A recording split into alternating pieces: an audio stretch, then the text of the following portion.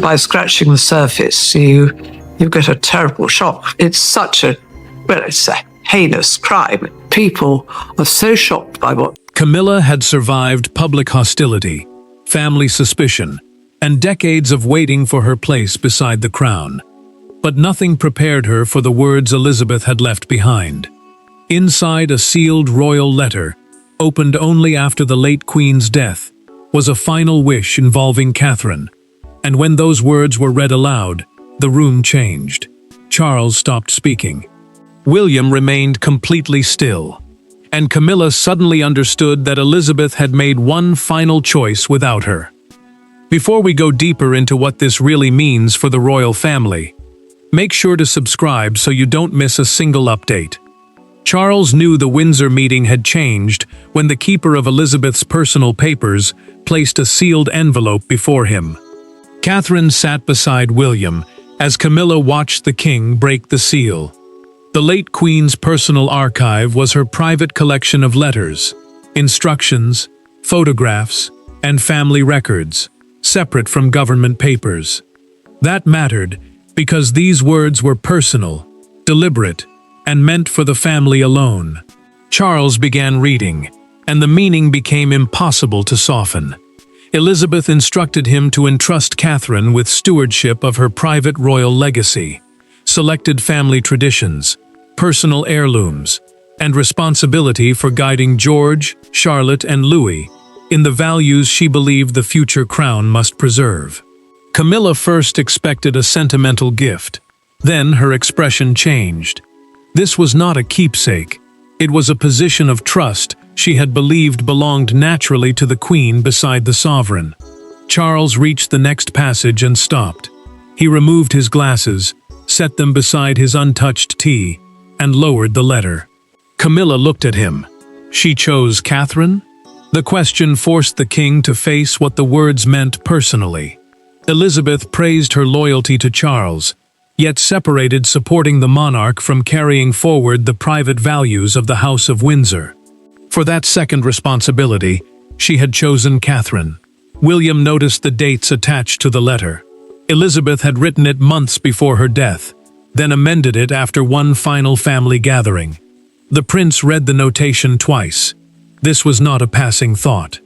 The late Queen had reconsidered the matter, and deliberately confirmed the Princess of Wales as the person she trusted to carry that legacy forward. Catherine barely spoke. She saw Camilla staring at the letter instead of at her, and understood the wound was only beginning. Charles finished reading and placed the page beside the tea. Camilla pushed back her chair, turned toward Catherine, and asked why Elizabeth had never told her. The letter had delivered its verdict, but understanding that choice meant confronting the lives of the two women standing on opposite sides of Elizabeth's final wish. The cruelest part of Elizabeth's final wish was not that Catherine had gained something. It was that Camilla immediately understood what the decision said about trust. Both women had spent years earning a place inside the monarchy, but they had entered through completely different doors. One had fought to survive the past. The other had quietly become part of the future. Now Elizabeth's letter had drawn a line between them that neither could pretend not to see. Camilla had spent decades living beneath judgment before finally standing beside Charles as queen. For her, that position meant more than rank. It meant survival had turned into acceptance. Catherine's journey had been different. She entered cautiously, learned under Elizabeth's watch, built her life beside William, and became mother to George, Charlotte, and Louis, the children carrying the monarchy toward another generation. That difference now mattered because Elizabeth had entrusted her private legacy to the woman closest to that future. Camilla waited until they were alone before speaking to Charles. She removed a bracelet, placed it beside the dressing table, and told him quietly that Catherine was not the problem. "I don't resent her," she said. What hurt was realizing that after years of supporting him, Elizabeth had still chosen another woman to carry forward something so personal. The king listened without interrupting. When she admitted she had believed his mother finally trusted her completely, He lowered his eyes and gave no immediate answer. Catherine carried a different kind of pain. She told William that accepting the responsibility felt almost like taking something from Camilla, even though she had never asked for it. The prince reminded her that Elizabeth's private legacy, the personal traditions, memories, and values she wanted preserved outside formal state duties, had been deliberately assigned. Rejecting it would not protect the queen consort. It would reject the late monarch's judgment. Catherine understood the logic, but the emotional cost remained. Charles began remembering conversations that had once seemed harmless. Elizabeth had asked Catherine detailed questions about George's responsibilities, Charlotte's confidence, Louis's temperament, family discipline, and how children born into privilege should understand service. The king now saw a pattern. His mother had not simply been making conversation, she had been testing judgment. Camilla remembered something even harder. During Elizabeth's final months, Catherine had repeatedly been invited into private conversations without senior family members present. At the time, she had viewed those meetings as warmth between two generations. Now they looked like preparation. One question suddenly overshadowed everything. What had happened during those final months to make Elizabeth put Catherine's role into writing? The pain was already personal, but the answer lay further back. In one private incident the family had never forgotten. Elizabeth's final wish did not begin with the letter. It began during a private evening, when a family disagreement exposed something she could not ignore. Until then, the late queen had allowed time to settle old rivalries and new roles. But on that night, one conversation about Charlotte's future became a test of judgment, restraint, and loyalty. Catherine responded one way, Camilla responded another, and according to the account preserved afterward, Elizabeth left the room, having made a decision that would outlive her. Elizabeth had gathered the family at Windsor several months before her death, away from ceremonies and formal duties.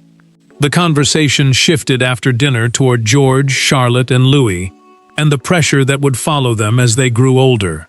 Windsor mattered because it was one of the places where family life and royal responsibility often collided behind closed doors. The late monarch had spent decades watching duty shape people, and sometimes diminish them. Her concern was simple but serious. Charlotte had to understand her place without growing up believing her worth depended on standing behind her brother. Camilla spoke first when the discussion turned toward hierarchy. She argued that Charlotte should learn early that George would carry the heavier constitutional burden, and that survival inside the monarchy depended on accepting rank without resistance. The queen consort was speaking from experience. She knew what it meant to live beneath scrutiny, to wait, and to understand exactly where power rested. But Catherine reacted immediately. She said duty should teach discipline, not emotional inferiority. Her daughter could respect George's future role without believing she mattered less. Camilla defended her position more firmly. She told Catherine that royal life was not built around fairness, and that shielding Charlotte from that reality could make adulthood harder. The Princess of Wales did not raise her voice. She answered that children could understand constitutional order, the formal system deciding who inherits the crown and how royal authority passes, without being taught to disappear behind it. The disagreement suddenly stopped feeling theoretical. Elizabeth watched both women closely. Elizabeth then asked one question. What would Catherine tell Charlotte if, one day, she felt invisible? According to a documented private account preserved by a trusted secretary, the answer came without hesitation. Catherine said, service was strongest when it came from confidence, not erasure. The late queen stood, looked first at Camilla and then at her, and said, children must know their duty without losing themselves. Hours later, Elizabeth requested writing paper and her personal succession papers, meaning private instructions about heirlooms, traditions, and family responsibilities, rather than the legal line to the throne. Within days, the first Catherine letter was drafted. Camilla never knew Elizabeth later added one final paragraph, and when Charles eventually reached those lines, even he hesitated before reading them aloud. Years of tension had been compressed into one choice. But when Camilla learned what Elizabeth wrote after that night, restraint finally gave way. Camilla could endure the existence of the letter. What she could not endure was its final paragraph. When Charles finally read Elizabeth's last instruction in full, the distinction became impossible to soften. The late Queen had not merely praised Catherine, she had deliberately placed the future of her private legacy in Catherine's hands. Camilla listened until Charles finished. Then she turned toward him, ignored everyone else in the room, and asked the question he had been dreading. Charles had called the smaller Windsor meeting because Camilla refused another softened explanation. She wanted every line. Catherine offered to leave, but the Queen Consort stopped her. If the letter concerned her, then she would hear the consequences directly.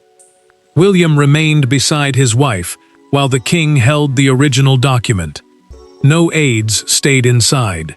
That mattered, because there would be no secretary to translate emotion into protocol, no official language to hide behind. Camilla looked directly at Catherine and asked whether Elizabeth had ever discussed replacing her symbolic place within the family. The Princess of Wales answered immediately. No.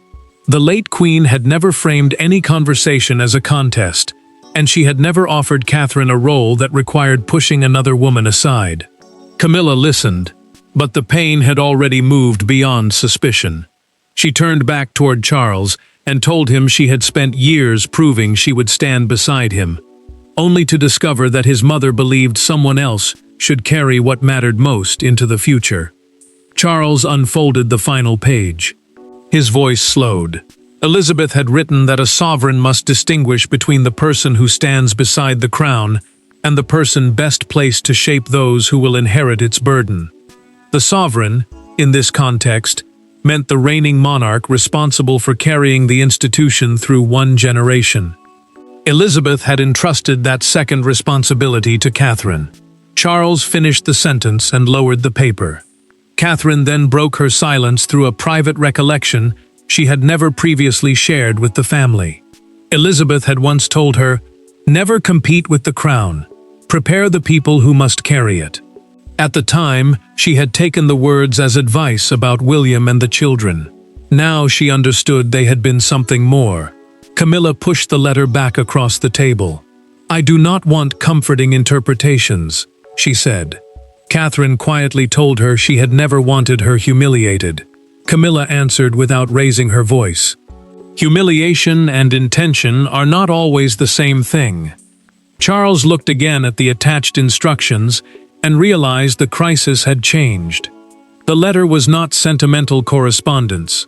Elizabeth had linked it to heirlooms, private traditions, and responsibilities someone now had to formally carry out. The confrontation had exposed the wound, but the next battle would decide whether Elizabeth's wish remained words on paper or became royal reality. For Charles, the letter created a problem no crown could make simple. As a husband, he saw Camilla's humiliation. As a son, he recognized his mother's unmistakable instructions. And as sovereign, he understood that refusing Elizabeth's final wish would carry its own emotional cost. The decision now rested with him. Not Parliament, not advisors, not public opinion. Charles would have to decide whether loyalty to the woman beside him could coexist with obedience to the woman who came before him. Charles understood why the distinction mattered. Elizabeth's instructions concerned private possessions, family customs, personal correspondence, and guidance for the next generation, not constitutional power. Constitutional power meant the formal authority and succession rules governing the monarchy itself. Nothing in the letter changed who would inherit the crown. But inside the family, the decision carried enormous weight, because the king was now responsible for honoring arrangements attached to his mother's private estate and legacy. Charles asked William to remain after another meeting ended. Alone with his son, he admitted what frightened him most. If he implemented the letter exactly as written, Camilla could see it as proof that he had chosen Catherine's position over her pain. William answered carefully. Changing the instructions would create a different injustice. Catherine had not asked to be selected, and making her surrender Elizabeth's trust would force her to carry blame for a decision she never made. The prince told his father that protecting one person could not require quietly punishing another. Charles later went to Camilla without aids. He told her he could not erase his mother's words simply because they had wounded them. The queen consort did not argue. She said she was not asking him to destroy the letter or rewrite Elizabeth's wishes. She wanted him to understand what it felt like to discover that acceptance had contained a boundary she never knew existed. The king heard the difference, and it made the decision harder, not easier. Charles then opened the accompanying inventory. Elizabeth had assigned Catherine handwritten Christmas notes, selected family photographs, and a small private collection intended one day for George, Charlotte, and Louis. One instruction went further. The Princess of Wales was to explain Elizabeth's understanding of service directly to each child when they reached adulthood. This was not a temporary honor. It was a responsibility designed to last for years. Charles sat alone with the authorization page. Minutes passed before he signed. Then he placed the pen down, closed the folder, and remained in the chair without calling anyone inside. The signature changed everything. Elizabeth's wish was no longer memory or sentiment. It had become action. And Camilla was about to see the consequences arrive at her door. Nothing dramatic was announced. No title changed. No balcony appearance was cancelled. Yet inside the royal household, Elizabeth's final wish began quietly reshaping relationships. Boxes moved. Responsibilities shifted. Private objects changed hands. Catherine tried to carry the burden without triumph, while Camilla watched a role she had assumed belonged naturally to the queen pass silently toward someone else. The deepest royal wounds were not being delivered through proclamations. They were arriving through small decisions nobody could undo. Catherine received the first archive box with William beside her.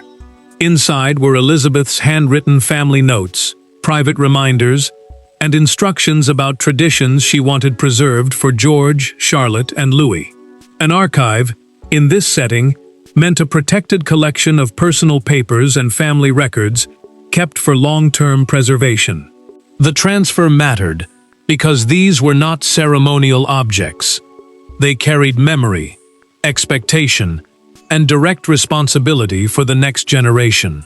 Catherine opened one folder and stopped when she found a note addressed specifically to Charlotte.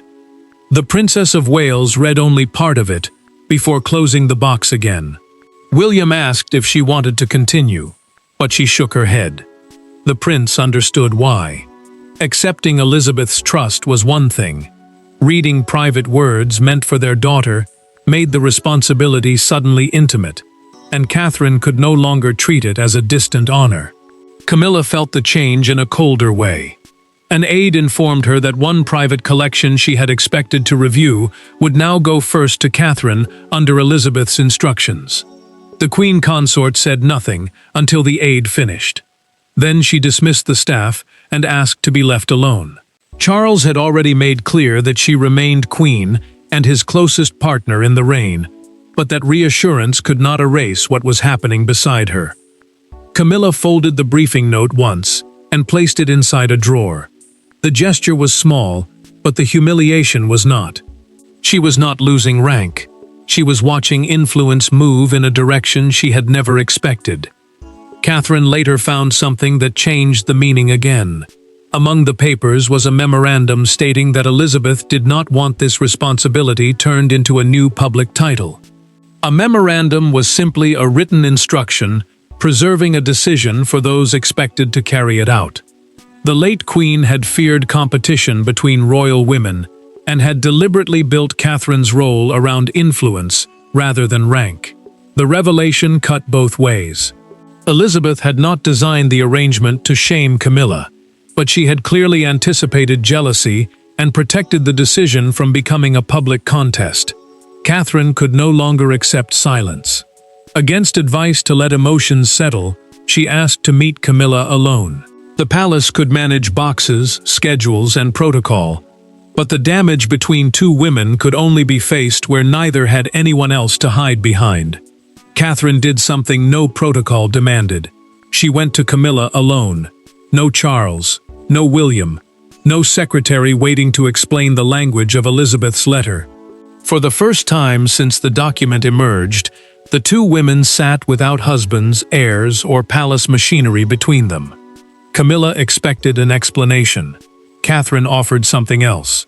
She told her she would carry Elizabeth's wish, but she would not use the late Queen's trust as a weapon. What followed changed the meaning of the entire conflict. Catherine asked for a private meeting at Windsor and made one condition clear: no aides inside. The Princess of Wales wanted nothing filtered through staff or softened into official language. Protocol in this setting meant the formal rules and customs controlling how royal meetings and duties are handled. This conversation mattered because avoiding it would only poison future family gatherings, especially as George, Charlotte, and Louis became more aware of the tension around them. Camilla agreed for exactly that reason. Catherine spoke first. She told Camilla that she understood why Elizabeth's letter had hurt her, but she could not apologize for being chosen without suggesting the late Queen had been wrong to make the decision. The Queen consort did not challenge her. Instead, she finally admitted what had been hardest to say. Becoming Queen had not erased her need for acceptance. After everything she had endured, part of her still wanted proof that Elizabeth had completely accepted her. The letter had exposed a boundary she never knew remained. Catherine then opened the note written for Charlotte. She shared one passage preserved in Elizabeth's private papers, explaining that royal women should not repeat old patterns of rivalry simply because history had taught them to compete for attention and influence. The late monarch wanted the next generation to understand that service did not require women to diminish one another. Camilla listened carefully. Suddenly, the letter seemed less like a judgment against her and more like a warning meant for both of them. Camilla made the decision Catherine had not expected. She told her to keep every responsibility Elizabeth had assigned. Charles had previously suggested that certain duties could be shared to reduce the tension, but the Queen consort rejected that solution. She would not rewrite a dead monarch's final wishes simply to protect her own pride. Catherine reached for the letter, but Camilla placed a hand over it. She said she did not need to read the painful lines again. Then, instead of pushing the document away, she moved it gently back toward Catherine. The bitterness had not vanished, but something had shifted. Behind closed doors, the rivalry had begun to dissolve, but outside Windsor, the country was about to discover that Elizabeth had made one final choice about the monarchy's future. The letter had been written for a family, not a nation. But once its existence became known, Elizabeth's private judgment became public symbolism. Suddenly, Catherine was being discussed not simply as William's wife or a future queen, but as the woman Elizabeth had personally trusted with part of her legacy. For Camilla, the timing could have been devastating. Yet when Britain expected rivalry, one unexpected public moment changed the tone of the entire story. The palace confirmed the existence of Elizabeth's personal instruction while stressing one crucial point. It dealt with private family legacy, not constitutional authority or Camilla's status as queen. Constitutional authority meant the formal powers, succession rules, and state duties tied to the crown. The distinction mattered because the letter did not remove rank from anyone. It revealed something more personal, who Elizabeth trusted to carry certain values beyond Charles's reign. Catherine quickly became uncomfortable with the headlines. Several framed her as the clear winner in a battle she had never wanted. She told William privately that every triumphant phrase made the situation worse. The prince reminded her that she could not control newspapers, broadcasters, or public emotion. She could only control what she did next. That mattered because one careless reaction could turn private pain into a permanent public feud. Camilla faced the cruelty from the other side. One headline described Elizabeth as having chosen her true successor among the royal women. Charles reacted angrily and wanted a response prepared. The Queen Consort stopped him. She refused to answer with another statement that would make Catherine look like an opponent. For the first time since the letter emerged, she chose silence, not from hurt, but from control. Then the story exploded. A major London newspaper appeared with the words, "Elizabeth's last wish, Catherine to guard her legacy," dominating its front page. That afternoon, people gathered outside Buckingham Palace and left flowers beside handwritten messages naming both Elizabeth and Catherine. The image turned a family instruction into a national conversation about continuity, trust, and the future. Camilla knew the next public appearance would matter. At a joint engagement, she paused before entering and waited for Catherine to reach her. The Princess of Wales came alongside. She briefly touched Camilla's arm, and neither woman spoke. Broadcasters repeated the moment throughout the evening, interpreting it as proof that the conflict had not become an open royal war. William later understood what the gesture had achieved. Charles did too. The public had expected winners and losers, but the two women had quietly rejected that script. The world had turned Elizabeth's letter into a contest. But inside the family, the final verdict would be something far more complicated than winning or losing. In the end, Elizabeth's final wish did not remove a queen, create a rival, or crown a winner. It revealed how she understood the monarchy itself. Charles would carry the crown. Camilla would stand beside him. William would prepare to inherit it. But Catherine had been given a quieter responsibility: the duty to carry Elizabeth's values into the lives of the children who would live with the monarchy long after everyone involved in this painful moment was gone. That distinction changed everything. Charles formally completed the transfer of Elizabeth's designated private materials to Catherine, while leaving Camilla's position and responsibilities untouched. The king understood that the arrangement was never meant to rewrite the line of succession or diminish the woman beside him. Succession simply meant the legal order determining who inherits the crown.